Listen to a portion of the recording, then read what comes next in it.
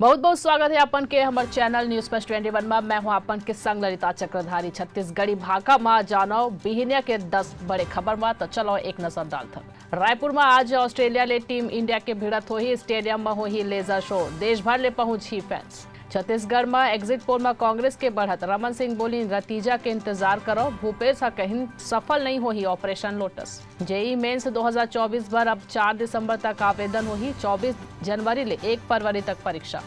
प्रधानमंत्री मोदी के दुबई में भव्य स्वागत हुई। आज COP 28 समिट में ली हिस्सा। लखनऊ में यूपी विधानसभा शीतकालीन सत्र के आज आखिरी दिन। दिल्ली में वायु प्रदूषण ले हालात बेहाल, आज सुबह घलो गंभीर श्रेणी में AQI। मुख्यमंत्री केजरीवाल आज शाम 4 बजे रेड माइनर्स ले मिली।